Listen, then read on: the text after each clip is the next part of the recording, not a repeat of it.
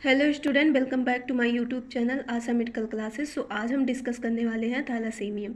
थैलासेमिया क्या होता है कि एक ब्लड डिसऑर्डर है जिसमें जो प्रोटीन होता है यानी हीमोग्लोबिन वो प्रॉपरली अपना वर्क नहीं करता है, जिसकी वजह से ये कंडीशन एराइज होती है। Thalassemia is a condition of inherited blood disorder in which protein that from hemoglobin does not work properly. Okay, ये कैसा इनहेरिटेड यानी कि कंजेनाइटल डिसऑर्डर होता है, कंजेनाइटल ब्लड डिसऑर्डर होता है जिसमें जो प्रोटीन है यानी हीमोग्लोबिन वो अपना वर्क प्रॉपरली नहीं कर पाता, जिसकी वजह से ये कंडीशन एराइज होती है। नेक्स्ट हम देख लेते हैं किस तरीके से होता है। Body enable to produce haemoglobin, यानी जो हमारा बॉडी है वो हीमोग्लोबिन जो कि एक टाइप का प्रोटीन होता है, ये क्या करता है, फुल ऑक्सीजन को कैरी करता है और इसी की वजह से जो आरबीसी का कलर है वो रेड होता है। Then body enable to produce haemoglobin, यानी हीमोग्लोबिन का प्रोडक्शन कम हुआ, जिसकी वजह से क्या हुआ, एनीमिया हुआ। एनीमिया की वजह से कौन कौन से सिम्टम्स देखने को मिलेंगे, पेलनेसनेस यानी कि जो बॉडी का कलर है वो येलो हो जाएगा, एंड फटीक यानी बहुत ही वीकनेस, थकावट लगेगी, एंड इम्पेयर ग्रोथ यानी जो बच्चों का ग्रोथ है प्रॉपर वो नहीं हो पाएगा, इम्पेयर्ड हो जाएगा, बहुत ही स्लो होगा। ओके, देन उसके बाद अगर ये लॉन्ग टाइम तक, क्रोनिक टाइम तक सेम कंडीशन चलती रही तो ये क्या होगा, कन्वर्ट हो जाएगा थैलासेमिया में। ओके, इसमें क्या होगा, जब ये थैलासेमिया में कंडीशन में कन्वर्ट होगा, एराइज हो जाएगी बच्चों को, तो बच्चा जो चाइल्ड होगा वो क्या एक्सपीरियंस करेगा, चाइल्ड एक्सपीरियंस बोन पेन, यानी कि जो बच्चे की बोन है यानी स्पेशली जो वर्टिब्रा होती है इन सब में पेन होगा, और जो लॉन्ग बोन है, फीमर है, ये सब इन सब में पेन होगा। एंड स्केलेटल डिफॉर्मिटीज़ यानी स्केलेटल डिफॉर्मिटी देखने को मिलेंगे, एंड स्वेलन एब्डोमेन। ओके, जो एब्डोमेन है उसमें स्वेलिंग देखने को मिलेंगी। क्यों देखने को मिलेंगे, होगा कि धीरे धीरे जो इंट्रासेलुलर फ्लूइड है वो एक्स्ट्रासेलुलर फ्लूइड में आने इंटर करने लगेंगे, जिसकी वजह से वहाँ पे स्वेलिंग होगा, एडिमा भी देखने को मिलेगा। देन इसके बाद हम इसका ट्रीटमेंट कैसे कर सकते हैं थैलासेमिया का, इसमें ब्लड ट्रांसफ्यूज़न आर नीडेड, यानी इसमें हम ब्लड ट्रांसफ्यूज़न कर सकते हैं, यानी कि जो भी जिन पर्सन को थैलासेमिया की कंडीशन एराइज हुई है उनके अंदर हम ब्लड ट्रांसफ्यूज़न कर सकते हैं। ब्लड ट्रांसफ्यूज़न क्यों करेंगे, क्योंकि इसमें जो एचबी है जिसका मेन वर्क यही होता है ऑक्सीजन को कैरी करना, न्यूट्रिशन का सप्लाई करना होल बॉडी में, ये क्या करेगा, ये अपना वर्क करना बंद कर देगा, जिसकी वजह से हमें ब्लड ट्रांसफ्यूजन करना पड़ेगा। ओके, तो ये क्या होता है, थैलासेमिया एक जेनेटिक कंडीशन होती है, कंजेनाइटल ब्लड डिसऑर्डर होता है जिसमें जो प्रोटीन यानी कि हीमोग्लोबिन है एज अ प्रोटीन जो होता है उसमें वो अपना वर्क प्रॉपर नहीं करेगा, यानी उसका वर्क क्या होता है, ऑक्सीजन को सप्लाई करना, न्यूट्रिशन को होल बॉडी ऑर्गन तक पहुंचाना। देन ये अगर बॉडी एनेबल हो जाएगी प्रोड्यूस करना, अब ये सी बात है ब्लड में ब्लड की कमी हो जाएगी, जिसकी वजह से एनीमिया कंडीशन एराइज होगी। एनीमिया के सिम्टम्स क्या क्या होंगे, फटीक होगा, येलोइश कलर स्किन हो जाएगी, इम्पेयर्ड हो जाएगा ग्रोथ, डिजीनेस होगा, ये सारी कंडीशन। देन उसके बाद अगर इसको हम ट्रीटमेंट नहीं करते हैं, एनीमिया का ट्रीट नहीं करते हैं, तो थैलासेमिया की कंडीशन एराइज होगी। थैलासेमिया की कंडीशन एराइज होगी तो जो बच्चे होंगे उनमें बोन पेन होगा, स्केलेटल डिफॉर्मिटीज़ भी देखने को मिल सकती हैं। देन इसका हम ट्रीटमेंट कैसे कर सकते हैं, ब्लड ट्रांसफ्यूज़न करके। ओके, तो इसकी इटियोलॉजी हम देख लेते हैं क्या होगा। Thalassemia is caused when the DNA of cell that makes hemoglobin undergoes mutation, यानी कि जो थैलासेमिया है ये किस वजह से कॉज होगा, जो डीएनए है उनमें, उनके जो सेल्स हैं डीएनए सेल्स, उनमें म्यूटेशन हो जाएगा। Okay, which are inherited by the children, ये इनहेरिटेड होता है जो कि पेरेंट्स से मिलता है बच्चों को।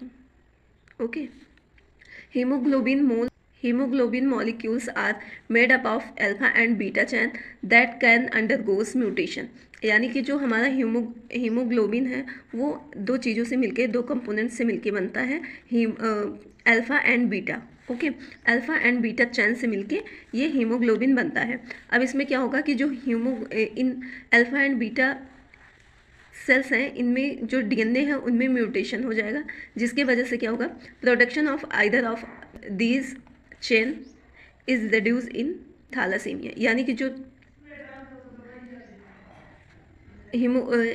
म्यूटेशन की वजह से हीमोग्लोबिन का वर्क क्या होगा, वो डिक्रीज हो जाएगा, जिसकी वजह थैलासेमिया कंडीशन एराइज होगी। जब अल्फ़ा एंड बीटा चेन में म्यूटेशन होगा तो क्या कॉज होगा? अगर अल्फ़ा चेन में म्यूटेशन होगा तो अल्फ़ा थैलासेमिया, अगर बीटा चेन में म्यूटेशन होगा तो बीटा थैलासेमिया की कंडीशन कहलाएगी। Alpha thalassemia is severity of depends on number of genes mutation, यानी जो अल्फ़ा थैलासेमिया है वो डिपेंड करता है, उसकी सिवियरिटी डिपेंड करती है कि कितने नंबर ऑफ जीन में म्यूटेशन हुआ है। A child inherited from parents. Okay, ये कहाँ से मिलता है? अगर किसी पेरेंट्स को अल्फ़ा थैलासेमिया है तो उनके बच्चों में भी होने के चांसेस होंगे। बीटा थैलासेमिया क्या होता है? Severity depend on part of haemoglobin molecules affected, यानी जो बीटा थैलासेमिया है कि उसकी सिवियरिटी किस पे डिपेंड होती है? जो हीमोग्लोबिन का कितना पार्ट, मॉलिक्यूल्स का कितना पार्ट अफेक्टेड है। ओके, नेक्स्ट हम पैथोफिजियोलॉजी देखेंगे due to any etiological factor. Okay, alpha thalassemia and beta thalassemia, anemia, congenital, okay, ये सब रिस्क इटियोलॉजिकल फैक्टर है। देन इटियोलॉजिकल फैक्टर के बाद क्या होगा? Disturbance of ratio between alpha and beta globin chain synthesis, यानी कि जो अल्फ़ा और बीटा ग्लोबिन चेन है उसके सिंथेसिस में, यानी उसके फॉर्मेशन में डिस्टर्बेंस आ जाएगा, प्रॉपर फॉर्मेशन नहीं हो पाएगा, जिसकी वजह से क्या होगा? Then decrease production of one और मोर ग्लोबिन चेन, यानी कि जब इन दोनों में वेरिएशन आ जाएगा, प्रॉपर सिंथेसिस नहीं हो पाएगा, प्रोडक्शन नहीं हो पाएगा, तो क्या होगा कि अदर चैन, यानी कि इसके बाद जो चैन होगी उनका भी प्रोडक्शन क्या होगा? डिक्रीज हो जाएगा। Formation of abnormal haemoglobin structure, जब जैसे ये है, ये अल्फ़ा, ये बीटा, इसके बाद ऐसे ही सेम चैन थी, लेकिन जब ये अल्फ़ा स्टॉप कर दी तो क्या होगा ग्लोबिन का? तो क्या होगा कि ये जो चैन है ना यहाँ पे, लाइक ये ख़त्म हो गई, तो यहाँ पे क्या होगा? वेरिएशन आ जाएगा। ओके, स्ट्रक्चर में, हीमोग्लोबिन के स्ट्रक्चर में वेरिएशन आ जाएगा। इन इफेक्टिव इरिथ्रोपोइसिस, यानी कि जो इफेक्टिव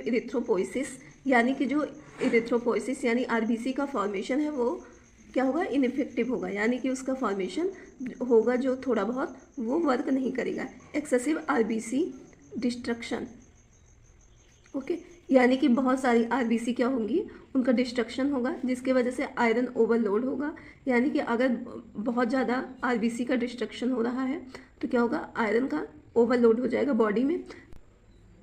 एक्स्ट्रा मेडुलरी हिमेटोपोइसिस, यानी कि जो बोन मैरो है ये लाइक वर्टिब्रा है, तो इसमें बोन मैरो रहता है यानी अस्थि मज्जा, तो इसमें क्या होगा?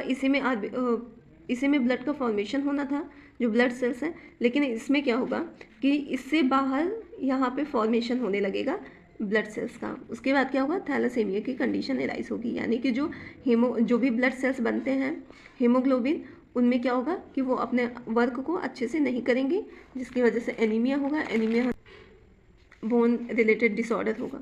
ओके, अब इसके सिम्टम्स हम देख लेते हैं, क्लिनिकल मैनिफेस्टेशन। देन अगर मॉडरेट है थैलासेमिया तो कौन कौन से सिम्टम्स होंगे? अगर सीवियर थैलासेमिया है तो कौन कौन से सिम्टम्स होंगे? अगर मॉडरेट है तो फटीक होगा, यानी बहुत ही थकावट होगी। जब एनीमिया है तो फटीक होगा उसके वजह से। Then slow growth and development होगा, जो बच्चे का ग्रोथ है, डेवलपमेंट है, वो स्लो होगा। एंड डिलेड प्यूबर्टी, जो प्यूबर्टी है यानी सेकेंडरी सेक्सुअल कैरेक्टरिस्टिक जो डेवलप होता है वो डिले हो जाएगा। Brittle bone and enlarge spleen, यानी कि जो बोन है वो वीक हो जाएगी और जो स्प्लीन है वो इनलार्ज हो जाएगा। क्यों इनलार्ज होगा? क्योंकि बहुत ज़्यादा डिस्ट्रक्शन हो रहा है आरबीसी का डिस्ट्रक्शन स्प्लीन में होता है, इसलिए स्प्लीन क्या होगा? इनलार्ज हो जाएगा। देन बात करते हैं तो सीवियर थैलासेमिया में कौन कौन से सिम्टम देखने को मिलेंगे? तो पुअर एपेटाइट, यानी कि जो चाइल्ड है उसको बहुत ही कम भूख लगेगी। एंड जॉन्डिस भी देखने को मिलेगा। क्यों देखने को मिलेगा? क्योंकि एनीमिया है। एनीमिया कंडीशन की वजह से ब्लड की कमी है। ब्लड की कमी होने की वजह से जो ऑर्गन्स है उसमें अच्छे से ब्लड सप्लाई नहीं होगा, जिसकी वजह से जो स्किन है उसका कलर येलोइश हो जाएगा। ओके, बोन प्रॉब्लम्स होंगी, बोन वीक होंगी, पॉलीआर्थराइटिस, अर्थराइटिस, इन सब की कंडीशन एराइज होगी। देन डार्क यूरिन होगा एंड स्प्लीन इनलार्जमेंट होगा। ओके, डायग्नोस्टिक टेस्ट हम कैसे कर सकते हैं? तो सबसे पहले हम क्या करेंगे, जो भी पर्सन है उसका हम हिस्ट्री कलेक्ट करेंगे। हिस्ट्री कलेक्ट करेंगे उसमें, क्योंकि ये कंजेनाइटल है तो हम पूछेंगे कि जो फैमिली है उसमें तो थैलेसीमिया की कंडीशन तो एराइज नहीं हुई है या अदर कोई कंजेनाइटल डिजीज़ कंडीशन तो नहीं हुई है। देन उसके बाद हम फिजिकल एग्जामिनेशन करेंगे, जिसमें हम इंस्पेक्शन, पाल्पेशन, अस्कल्टेशन, परकशन करेंगे। इसमें हम चेक करेंगे जो भी पेशेंट है उसके स्किन कलर को, क्योंकि इसमें जॉन्डिस हो रहा है, और रिफ्लेक्शन भी चेक कर सकते हैं बोन की फ्लेक्सिबिलिटी को टेस्ट करने के लिए। देन उसके बाद हम सीबीसी करते हैं। हम देखेंगे कि पेशेंट को एनीमिया है क्या, कौन सी कंडीशन है, उनमें बॉडी में यूरिक एसिड इंक्रीज़ है या आरबीसी इंक्रीज़ है, डिक्रीज़ है, ये सारी कंडीशन हम चेक करेंगे। आयरन स्टडी करेंगे, आयरन स्टडी क्योंकि इसमें हीमोग्लोबिन डिस्ट्रक्शन की वजह से आयरन क्या हो रहा है, बॉडी में ओवरलोड हो रहा है, तो वो चेक करेंगे। देन स्केलेटल सर्वे करेंगे, स्केलेटल मसल्स विथ स्केलेटल सर्वे करेंगे। फिजिकल एग्जामिनेशन के थ्रू हम उसमें जो रिफ्लेक्स है उसको चेक करेंगे, फ्लेक्सिबिलिटी चेक करेंगे, ओके, बोन की। देन ईसीजी करेंगे, इलेक्ट्रोकार्डियोग्राम, जिसमें हम हार्ट की रिदम चेक करेंगे, ओके, वेव चेक करेंगे। Then HLA typing. नेक्स्ट हम मैनेजमेंट की बात करें तो सबसे पहले मेडिकल मैनेजमेंट करेंगे, जिसमें हम एंटीपायरेटिक ड्रग्स देंगे। एंटीपायरेटिक यानी कि ये क्या करता है, फीवर को रिड्यूस करता है। एंटीहिस्टामिन ड्रग्स देंगे, जो भी एलर्जिक रिएक्शन की वजह से जो भी प्रॉब्लम हो रही है उससे उसको रिड्यूस करने के लिए हम एंटीहिस्टामिन ड्रग्स दे सकते हैं। जिलेटिन एजेंट दे सकते हैं, कार्टिकोस्टेरॉइड दे सकते हैं, विटामिन्स दे सकते हैं, जिसकी वजह से जो एनीमिया कंडीशन है वो रिड्यूस हो सके। Anti new plastic drugs they सकते हैं, ग्रोथ हार्मोन्स दे सकते हैं, क्योंकि इसमें ग्रोथ फेलियर हो रहा है तो उससे ग्रोथ हार्मोन्स दे सकते हैं, जिससे अच्छे से ग्रोथ हो सके बच्चों में। देन सर्जिकल मैनेजमेंट हम क्या कर सकते हैं, BMT कर सकते हैं। स्प्लेनेक्टमी क्यों करेंगे, क्योंकि जो स्प्लीन है वो इनलार्जमेंट हो रहा है उसका, तो जो इनलार्जमेंट, जैसे ये स्प्लीन है सपोज, तो यहाँ पे ये क्या होगा कि बहुत ज़्यादा डिस्ट्रक्शन की वजह से ये इनलार्जमेंट हो जाएगा, क्योंकि इसके सेल्स पे प्रेशर पड़ेगा दीवार पे, तो इसका इनलार्जमेंट हो जाएगा। तो यहाँ पे क्या करेंगे, इसको इतना निकाल देंगे सर्जिकल प्रोसीजर के थ्रू, उसको हम क्या कहेंगे, स्प्लेनेक्टमी। ब्लड ट्रांसफ्यूज़न करेंगे। ब्लड ट्रांसफ्यूज़न क्यों करेंगे, क्योंकि हीमोग्लोबिन अच्छे से वर्क नहीं कर रहा है बॉडी में, जिसकी वजह से ब्लड की कमी हो रही है, ओके, उसको ट्रीट करने के लिए हम क्या करेंगे, ब्लड ट्रांसफ्यूजन। अब नर्सिंग मैनेजमेंट हम कर सकते हैं। अर्ली असेसमेंट, यानी कि जो पेशेंट है उसको हम अर्ली सबसे पहले असेस करेंगे कि उसको एक्चुअल में कौन सी प्रॉब्लम है, उसकी लैब रिपोर्ट चेक करेंगे।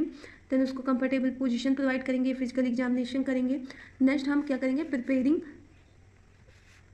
The child for diagnostic procedure, यानी जो भी डायग्नोस्टिक प्रोसीजर है, लाइक CBC के लिए, आयरन स्टडी के लिए, ECG के लिए, इन सब के लिए हम क्या करेंगे, पेशेंट को प्रिपेयर करेंगे, उनको एजुकेट करेंगे, सारा प्रोसीजर उनको एक्सप्लेन करेंगे। देन क्या करेंगे, प्रिवेंटिंग इन्फेक्शन से कैसे करेंगे, जैसे हम कोई भी प्रोसीजर परफॉर्म कर रहे हैं पेशेंट पे, जैसे फिजिकल एग्जामिनेशन कर रहे हैं, तो हमें क्या करना है, हाइजीन का प्रॉपर हमें ध्यान रखना है, हैंड वॉश करना है अच्छे से, तब पेशेंट को टच करना है, क्योंकि पहले से ही पेशेंट के अंदर इम्यूनिटी वीक है, तो मे भी बहुत चांस होते हैं कि पेशेंट को इन्फेक्शन हो जाए। तो हमें क्या करना है, प्रिवेंट करना है, और पेशेंट को जो भी केयर गिवर्स हैं पेशेंट के, उनको भी हमें क्या करना है, बताना है। Then provide education and support, हमें पेशेंट को क्या करना है, एजुकेशन प्रोवाइड करना है और उनको सपोर्ट करना है, क्योंकि कुछ पेशेंट ऐसे होते हैं, स्पेशली जैसे बच्चे हैं, तो बच्चे घबरा जाते हैं हॉस्पिटल के नाम से कि उनको इंजेक्शन लगेगा, तो उनको हमें क्या करना है, उनको सारी चीज़ें बच्चों को उनकी लैंग्वेज में हमें समझाना है, और उनके फैमिली मेम्बर को भी समझाना है, उनको सपोर्ट करना है, ओके। देन नेक्स्ट वीडियो में हम देखेंगे ल्यूकीमिया, ओके। सो अगर आपको ये वीडियो हेल्पफुल लगी हो तो please like and subscribe my YouTube channel, and thank you for watching this video.